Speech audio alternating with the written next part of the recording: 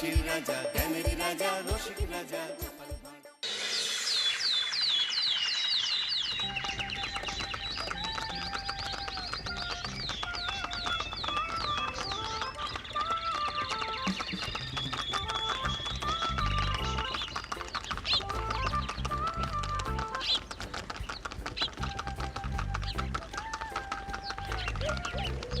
অনেক দিন পর বেশ লাগছে বন ভ্রমণ। মাঝে মাঝে কাজের ফাঁকে এইসব জায়গায় এলে মন খুব ভালো লাগে। শুদ্ধ বাতাস, মাটির সোনা গন্ধ, পাখির কলতান, আহা।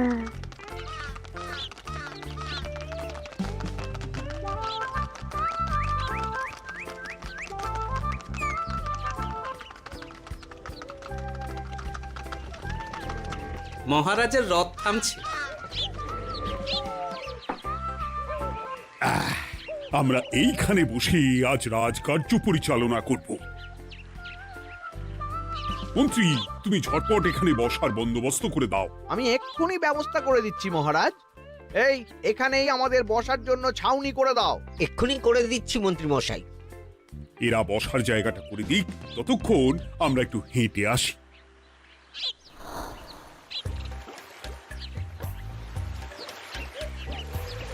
সকালবেলা হাঁটা শরীরের পক্ষে খুব ভালো মহারাজ।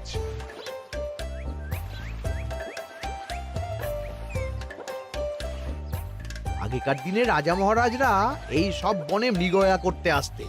মৃগয়া একদম ভালো নয় মন্ত্রী। তুমি জঙ্গলে আসছো অন্য প্রাণীদের মারতে। কেন মারবে? ওরা তো তোমার কোনো ক্ষতি করেনি। না, তা করেনি, কিন্তু তখন ওটা রাজা মহারাজাদের খেলা ছিল। শুনেছি আপনার প্রপিতামহ খুব ভালো বাঘ শিকার করতেন, অনেক বাঘ মেরেছেন।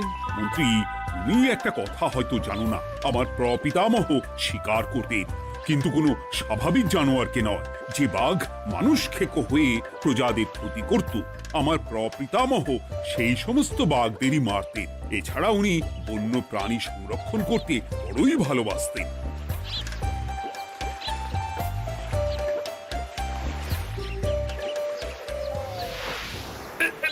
উফ, এটা আবার কি? এই এটা আবার কোথা থেকে উড়ে এলো? কোথাও তো ঝড় হাওয়া কিছুই নেই।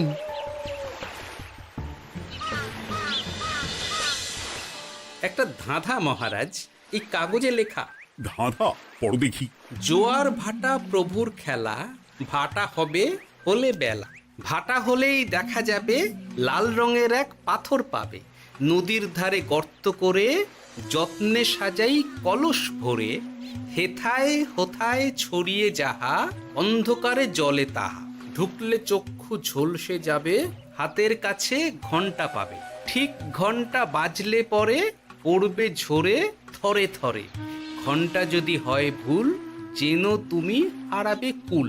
ঠিক ঘন্টা চিনতে হলে নকশা দেখো চক্ষু খুলে। সিন্দুক দেওয়ালে হাত দাও, আসল ঘটনা জেনে নাও। ওরে বাবা, খুব দীর্ঘ ধাঁধা। তা মন্ত্রী, তুমি কিছু বুঝলে? এটা একটা গুপ্তধনের নকশা। এর মধ্যে গুপ্তধন কোথায় আছে তার একটা ধারণা দেওয়া আছে। গুপ্তধন? ওটা আমাকে পেতেই হবে, পেতেই হবে। দেখি দেখি, একবার কাগজটা দাও। গোপাল, কাগজটা আগে আমার হাতে দাও, দেখি ভালো করে। এখন নদীতে জোয়ার চলছে গোপাল। একটু পরেই ভাটা শুরু হবে। হ্যাঁ, ভাটা না হলে কিচ্ছু বোঝা যাবে না। এখানে স্পষ্ট লেখা আছে, ভাটা হলেই দেখা যাবে লাল রঙের এক পাথর পাবে। তার মানে আমাদের ভাটা হওয়া পর্যন্ত অপেক্ষা করতে হবে। না, সময় নষ্ট না করে ধাঁধাটার সমাধান করতে শুরু করি। ভাটা হলে একটা লাল রঙের পাথর দেখা যাবে, এই পর্যন্ত পরিষ্কার আছে। বুঝতে হবে ওর পর থেকে। পড়ো গোপাল, চলো আমরা সবাই বুদ্ধি লাগাই। নদীর ধারে গর্ত করে যত্নে সাজাই কলস ভরে। এটার অর্থ, ধাঁধাটা মাথায় বসিয়ে নিয়েছি, এবার কে কি বলবে সেটা শুনতে হবে। চলো গোপাল, আমরা ধাঁধা যেমন যেমন বলেছি তেমন তেমন ভাবেই চলি। চলুন মহারাজ, এখন আমাদের দেখতে হবে লাল পাথর। কোথায় আছে লাল পাথর? চলো চলো সবাই, চোখ কান খুলে আমরা নদীর পাড় ধরে হাঁটি।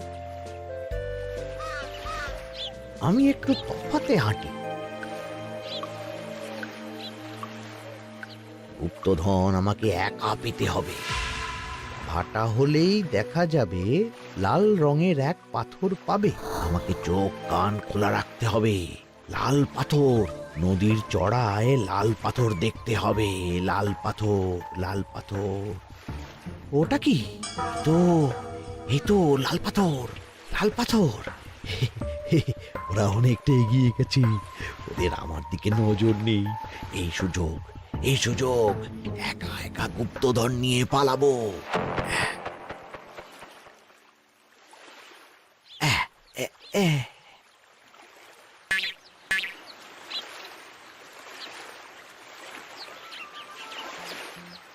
কি গো, আমরা তো হেঁটেই চলেছি, লাল পাথর তো কই দেখতে পাচ্ছি না। আরেকটু হাঁটতে হবে মহারাজ, গুপ্তধন বলে কথা, ওকে আর সহজে ধরা দেয়? সেটা অবশ্য সঠিক কথা।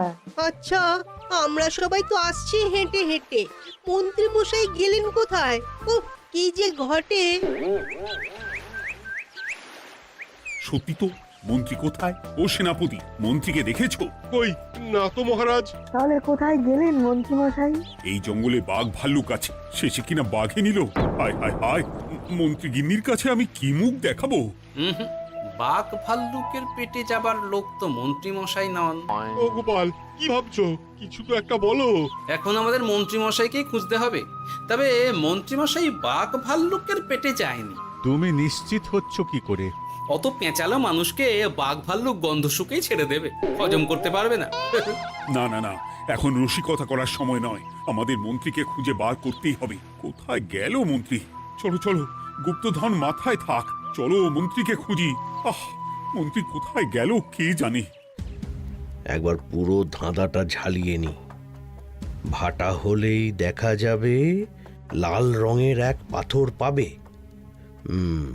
ভাটা হয়েছে, লাল রঙের পাথরের মাথায় চাপ দিয়ে গুহার মুখও খুলেছি। এবার এবার নদীর ধারে গর্ত করে যত্নে সাজাই কলস ভরে। এটাই তো ঠিক বুঝতে পারছি না।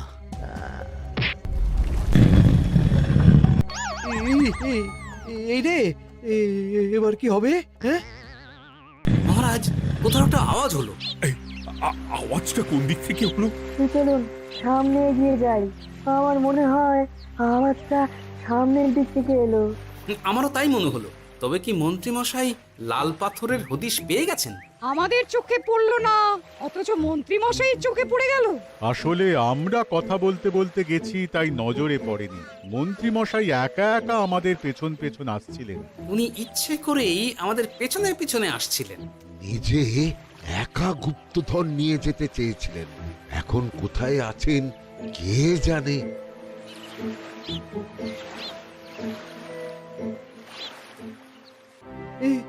অন্ধকারে কিছু দেখতে পাচ্ছি না তো। দাঁতাতে কি ছিল? হ্যাঁ, কি ছিল? হেথায় হোথায় ছড়িয়ে যাহা, অন্ধকারে জলে তাহা, ঢুকলে চক্ষু ঝলসে যাবে, হাতের কাছে ঘন্টা পাবে। পেয়েছি পেয়েছি, ঘন্টা ঘন্টা ঘন্টাটা পেতে হবে। ঘন্টাটা ঘন্টাটা ঘন্টা। ভাটা হলেই দেখা যাবে লাল রঙের এক পাথর পাবে। নদীর ধারে গর্ত করে যত্নে সাজাই কলস ভরে, হেথায় হোথায় ছড়িয়ে যাহা, অন্ধকারে জলে তাহা, ঢুকলে চক্ষু ঝলসে যাবে, হাতের কাছে ঘন্টা পাবে। ঠিক ঘন্টা বাজলে পরে পড়বে ঝরে থরে থরে, ঘন্টা যদি হয় ভুল যেন তুমি হারাবে কুল। ঠিক ঘন্টা চিনতে হলে নকশা দেখো চক্ষু খুলে, সিন্দুক দেওয়ালে হাত দাও, আসল ঘটনা জেনে না।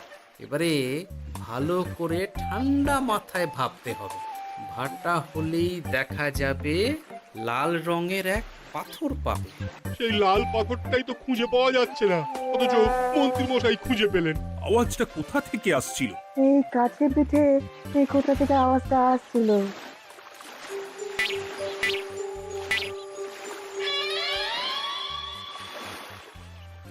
এই তো, এটাই মনে হয় সেই লাল পাথর। একটু নাড়িয়ে চাড়িয়ে দেখি তো কিছু হয় কিনা।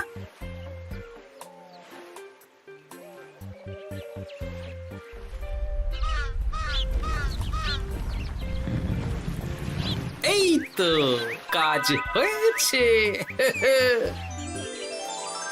এই তো সুড়ঙ্গ। আপনারা নিচে নামুন। আপনারা কি দেখছেন সেটা বলবেন মহারাজ।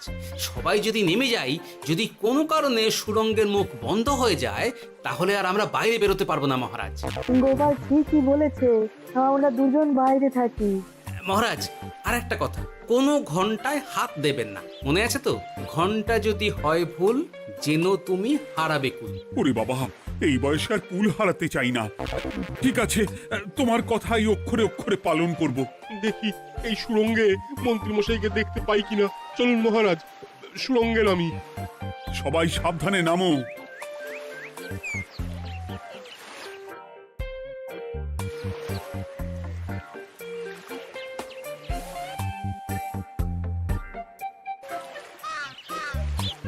মহারাজ, ওখানে কি কি দেখতে পাচ্ছেন? ওখানে কি মন্ত্রী মশাই আছেন? না গোপাল, মন্ত্রীকে এখনো দেখতে পাইনি। শুধু আমি এখানে অজস্র পাথর দেখতে পাচ্ছি। পাথরে পাথরে ছয়লা, ছোট বড় অজস্র। পাথরগুলো বড় অদ্ভুত, কিরকম কিরকম মানুষ মানুষ গড়ন। লম্বা বেঁটে হরেক রকম। মানুষ মানুষ গরম, সেটা কি রকম? আর কিছু? কোনো কলসি কি দেখতে পাচ্ছেন? কলসি তো দেখতে পাচ্ছি না। মহারাজ, কলসি থাকতেই হবে, কারণ ধাঁধায় লেখা আছে, নদীর ধারে যত্ন করে যত্নে সাজাই কলস ভরে। গর্তটা আসলে হলো সুড়ঙ্গ, কিন্তু কলস। মহারাজ, মহারাজ, এইদিকে এইদিকে একটা কলসের মতো কি যেন আছে। এইদিকে আসুন, এদিকে এদিকে। হ্যাঁ গোপাল, দেখতে পেয়েছি। এবার আমি যেরকম যেরকম বলবো সেই রকম সেরকমই করবেন। আমি বিজ্ঞানীকে নদী থেকে জল তুলে পাঠিয়ে দিচ্ছি। পাত্র কোথায় পাবে? আমাদের জল খাবার যে পাত্র আছে সেটা আনতে লোক পাঠাচ্ছি। ঠিক আছে। শুধু একটা কথা বলছি, আপনারা কেউই সুড়ঙ্গের ভেতরে কোনো কিছুতে হাত দেবেন না। কেন গোপাল? সব পরে বলবো, এখন আমি যা বলছি সেটা শুধু মনে রাখুন। সুড়ঙ্গের ভেতরে কিছুতে হাত দেবেন না। ঠিক আছে। প্রহরী, তুমি যাও, যেখানে আমাদের বসবার আয়োজন করা হয়েছে সেখানে গিয়ে একটা জলের পাত্র নিয়ে নদী থেকে জল ভরে নিয়ে এসো। গোপাল, মন্ত্রী মশাই কোথায় গায়েব হয়ে গেলেন? কোথাও গায়েব হয়ে যাননি বিজ্ঞানী, কোথাও গায়েব হয়ে যাননি উনি। উনি ওই সুড়ঙ্গের ভেতরেই আছেন। কিন্তু কেউ তো ওনাকে দেখতে পাননি। সম্ভবত পাথর হয়ে আছে। এখন কিভাবে পাথর হয়েছেন সেটা তো আমি বলতে পারবো না। সবটাই স্বপ্নের মতো লাগছে। ঠিক যেন স্বপ্নের মতো লাগছে। এই জীবনে সুরঙ্গ দর্শন হয়ে গেল। আমাদের পাতাল প্রবেশ। পাতালে আসিয়া আমি মনে মনে বলি, গুপ্তধর নিয়ে আমরা যেন সৎ পথে চলি। তোমার এখনো কাব্য আসছে সভাকবি? আসছে মানে কাব্যের সাথে আছে রোমাঞ্চ, করছে গা শীত, হচ্ছি আমি অধীর। মহারাজ, জল দিয়ে বিজ্ঞানীকে পাঠাচ্ছি। কি করতে হবে বিজ্ঞানীকে সব বলে দিয়েছি। তুমি ভেতরে আসবে না? আসবো ঠিক সময়ে। এখন আমি যেমন যেমন বলবো আপনি ঠিক তেমন তেমন করবেন। ঠিক আছে। বিজ্ঞানী, যেমন যেমন বললাম ঠিক তেমন তেমন ভাবে কলসিকে জল দিয়ে পরিষ্কার করবে। মনে রেখো, ধাঁধায় আছে কলসি সাজাই যতন কর। তুমি একটা কথা মনে রেখো বিজ্ঞানী, কোথাও হাত দিও না কিন্তু। ঠিক আছে গোপাল, তোমার উপস্থিত বুদ্ধির তুলনা নেই। আমি যাচ্ছি গোপাল। সাবধানে সাবধানে। মহারাজ, বিজ্ঞানী যাচ্ছে। সাবধানে নামো, সাবধানে। মহারাজ, কলসিটা কোথায়? ওই তো, একটু সাবধানে যাও।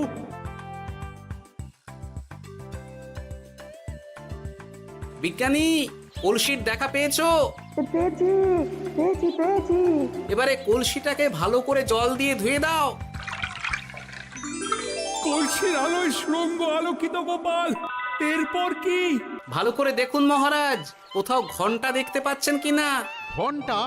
একটা তো নয়, সার সার ঘন্টা, অনেকগুলো ঘন্টা। সাবধান, ঘন্টায় হাত দেবেন না, শুধু দেখুন।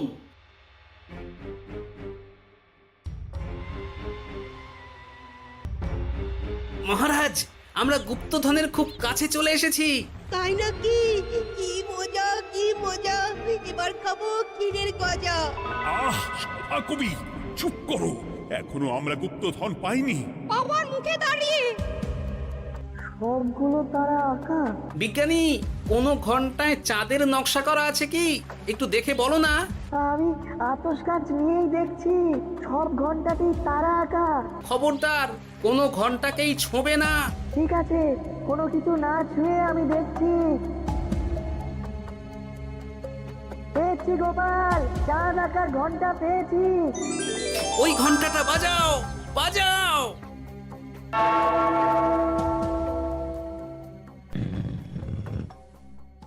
গুপ্তধন পেয়েছেন মহারাজ? বাঁচাও বাঁচাও বাঁচাও।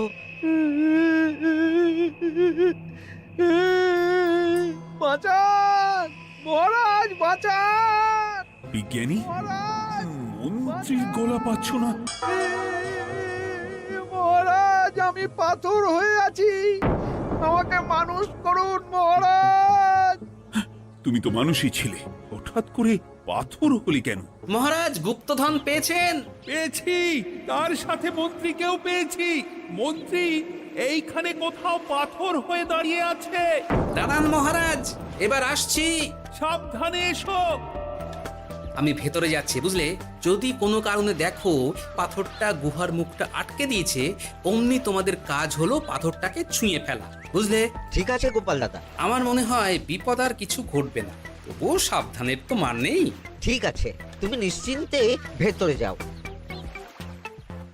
বাঁচাও, আমাদের বাঁচাও, আমাদের সবাইকে মানুষ করুন।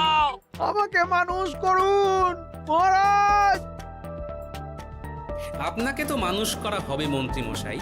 আগে বলুন, আপনি পাথর হলেন কি করে?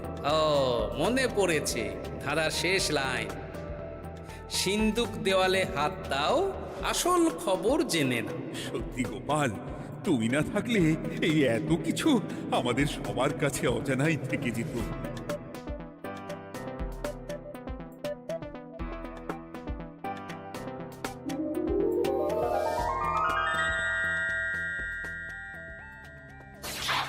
ধন্যবাদ আমাকে মুক্ত করার জন্য।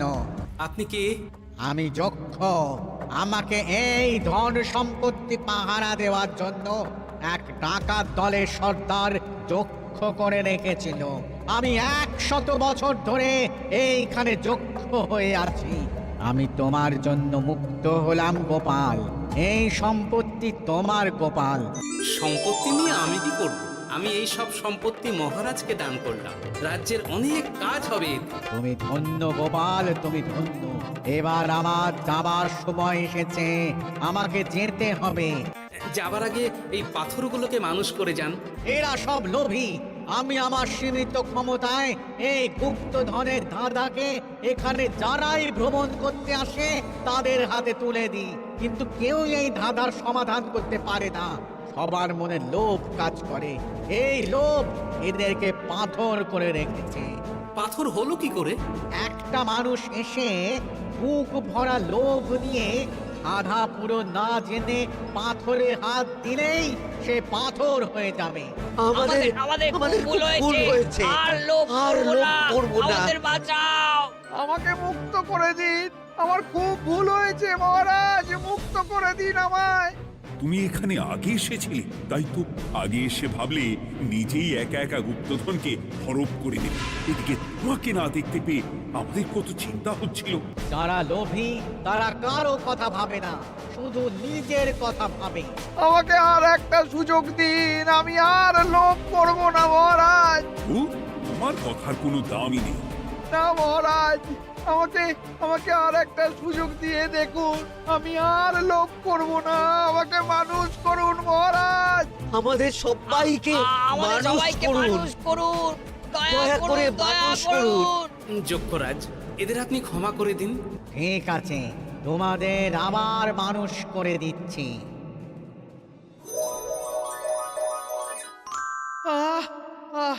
বাঁচলাম, এই রকম বারবার বাঁচা যাবে না কিন্তু এবার সাপ ব্যাং যাই হবে না কেন ওইভাবেই থাকতে হবে, এই আমি বলে দিলাম। এবার আমার মুক্তি। মুক্তি নেবার আগে আরেকটা প্রশ্ন, যে ডাকাত সর্দার তার সম্পত্তিকে রাখার জন্য আপনাকে যক্ষ বানিয়েছিল, এ সম্পত্তি তো তাদের, আমরা তো নিতে পারি না। লোভ বড় খারাপ গোপাল, অতিরিক্ত লোভ মানুষকে পশু করে দেয়। ওই ডাকাত দল এই সম্পত্তির জন্য সবাই কাটাকাটি করে মরে গেছে, কেউ আর বেঁচে নেই। সুতরাং এই সম্পত্তিতে তোমার অধিকার আছে, এই সম্পত্তি তুমি গ্রহণ করো। নিলাম আমি, কিন্তু এই সম্পত্তি মহারাজকে আমি দান করলাম। ডাকাত দল জনগণের সম্পদকে লুঠেই তো সম্পত্তি বানিয়েছে, তাই আমি জনগণের কাজে লাগবার জন্যই এই সম্পত্তি মহারাজকে দিলাম। গোপাল, তোমার জয় হোক। এবার তাহলে আমি যাই, তোমরা সবাই সুখে থেকো আর ভালো থেকো। গোপাল, তোমার তুলনা হয় না, তোমার ঋণ আমি কোনোদিন শোধ করতে পারবো না।